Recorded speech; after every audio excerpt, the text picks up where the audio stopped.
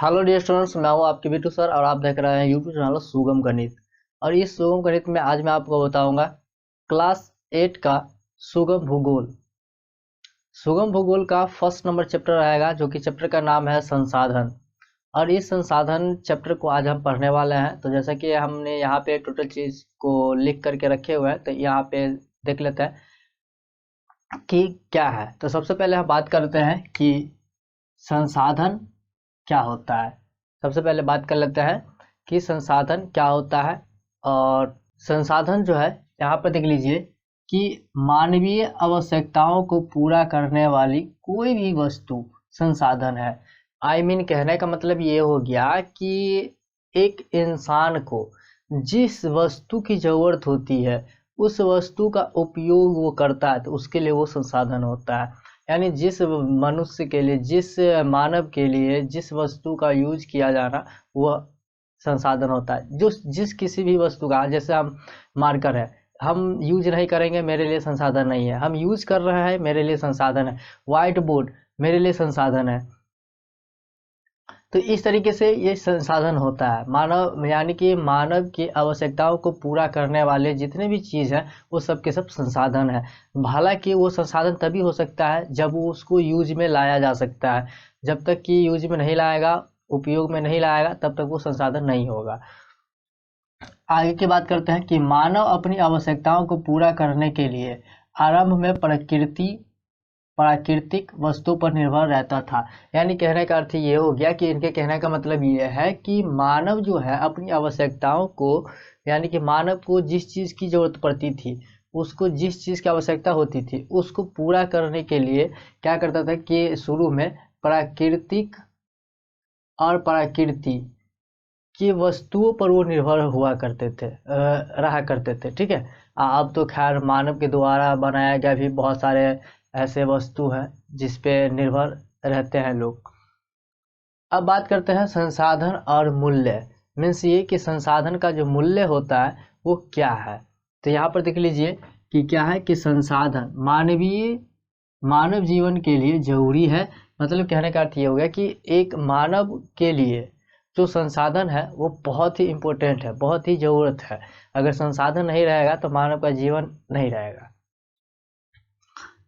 उपयोग के आधार पर, यानी कि संसाधन का जो उपयोग होता है, यूज हम लोग करते हैं, तो उसके आधार पर जो है इनकी मांग और मूल्य में अंतर आ सकता है। मतलब कहने का अर्थ ये हो गया कि जब हम किसी भी संसाधन को यूज करते हैं तो आने वाले दिनों में जो है इसके मूल्य में, या अभी आने वाले का, अभी भी इसके मूल्य में परिवर्तन होते रहता है ना।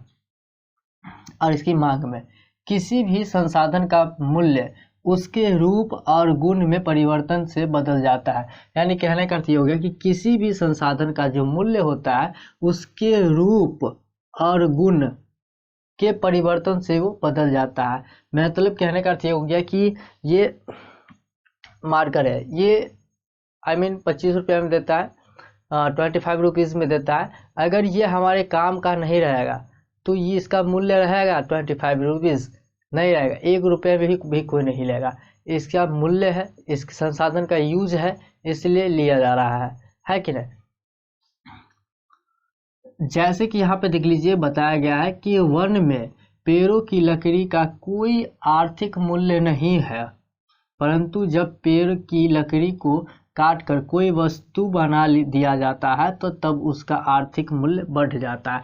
यानी कहने का अर्थ ये हो गया कि जंगल में बहुत सारे लकड़ी रहते हैं, उसका कोई मूल्य नहीं है, उसका कोई भी वैल्यू नहीं है। लेकिन उसी लकड़ी को कोई अच्छा आकार वाली, कोई अच्छा गुण वाली जो वस्तु बना दिया जाता है, तो उसके मूल्य में भी परिवर्तन हो जाता है, उसका वैल्यू बढ़ जाता है कि नहीं। उसका डिमांड बढ़ जाता है, मांग बढ़ जाती है।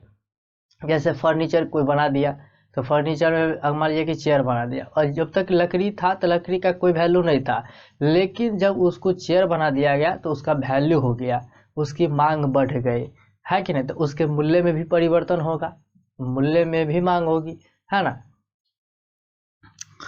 अब है संसाधनों के मूल्य को 4 तरीकों से व्यक्त किया जा सकता है या किया जाता है। जैसे पहला देख लीजिए आर्थिक मूल्य, दूसरा है सौंदर्य शास्त्रीय मूल्य, तीसरा है कानूनी मूल्य और चौथा है नैतिक मूल्य। ये संसाधनों के मूल्य को जो है 4 तरीकों से व्यक्त किया गया है। तो यही 4 है, ठीक है, इसको याद कर लीजिएगा और लिख लीजिए। अब बात करते हैं संसाधनों का निर्माण, मीन्स के कि संसाधन का जो निर्माण होता है, बनता है, संसाधन जो बनता है वो कैसे होता है, तो उसके बारे में थोड़ा सा जानकारी ले लीजिए कि नदी एवं मरुस्थल में पड़ा बालू जब शहरों में लाया जाता है तब उसका स्थान, उपयोग और मूल्य तीनों बदल जाते हैं। यानी कहने का अर्थ ये है कि क्या, इसका कहने का अर्थ ये है कि नदी एवं मरुस्थल में बहुत सारे बालू हुआ करते रहते हैं। नदी और मरुस्थल जमीन पे जो है बहुत सारे बालू होते हैं। तो उस बालू को जब शहर में ले जाया जाता है तो ले जाने के बाद क्या किया जाता है कि उसका स्थान और उपयोग और मूल्य, किसका, बालू का जो स्थान होता है और उसका उपयोग जो होता है और उसका मूल्य जो होता है वो तीनों में बदल जाता है। ठीक है, तीनों का बदलाव हो जाता है। उसको कहीं अच्छे तरीके या अच्छे स्थान पे रखा जाता है। पहले देखो नदी में था, मरुस्थल जमीन पे था, लेकिन उसको जब शहर में ले जाया गया तो वो एक अच्छे से स्थान पे रखा गया और इसको जो है उपयोग किया जाने लगा अच्छी तरीके से और उसके मूल्य में भी परिवर्तन हो गया। ये यहाँ पे जब रहता था तो इसका कोई वैल्यू नहीं था, उसका कोई रुपया नहीं था, लेकिन शहर में ले गया तो इसका रुपया लगता है बेचने पे। तो इस तीनों में बदलाव आया, जिससे कि वह बालू संसाधन बन जाता है। जिससे कि वो बालू क्या हो गया, संसाधन। जब वह नदी में रखा हुआ था, मरुस्थल जमीन पे रखा हुआ था, तो उस बालू का जो है कोई यूज नहीं करता था, मतलब संसाधन नहीं था। जब शहर में उसको ले जाया गया तो संसाधन बन गया, है ना। इसी तरीके से जो है बहुत सारे ऐसे उदाहरण हैं जैसे कि आप ले सकते हो, जिनसे यह पता चलता है कि संसाधन होते नहीं है, बनाए जाते हैं। यानी बहुत सारे ऐसे उदाहरण हैं जिससे हमें ये पता चलता है कि संसाधन जो होता है वो बनते नहीं है खुद से, बल्कि संसाधन को बनाया जाता है। यानी कि हम लोग जो चीज़ को यूज करेंगे तो वही हमारे लिए संसाधन होता है। तो संसाधन को हम लोग ऑटोमेटिक बनाए नहीं बना है, जब तक उसको हम बनाए हैं, यूज किए हैं, तभी वो संसाधन बना है। तो वही कहने का अर्थ है कि संसाधन होता कभी नहीं है, बल्कि उसको बनाया जाता है। संसाधनों को बनाने का काम प्रकृति, मानव और संस्कृति तीनों मिलकर करते हैं। यानी कि संसाधन जब बनता है तो संसाधन जो है 3 लोग मिल के बनाते हैं, एक प्रकृति, मानव और संस्कृति, ये तीनों मिल करके जो है संसाधन को बनाते हैं। अब यहाँ पर देख लीजिए कि संसाधन के प्रकार बहुत सारे हैं। जैसे कि यहाँ पर देख लीजिए कि एक टेबल बना करके आपको हम दे दिए हुए हैं, इसको आप लिख लीजिएगा। संसाधन पहले जानते हैं, तो संसाधन के जो 3 प्रकार के होते हैं, एक प्राकृतिक, मानवकृत। संसाधन 3 प्रकार के, प्राकृतिक, मानव और मानवकृत। और उसके बाद जो है प्राकृतिक फिर विकास, प्रयोग, उपलब्धता, उत्पत्ति, स्वामित्व, 1 2 3 4 5 प्रकार के प्राकृतिक संसाधन, 5 प्रकार के। फिर यहाँ पे ये विकास 2 प्रकार के, संभाव्य, विकसित या वास्तविक इसको बोल सकते हैं, है ना।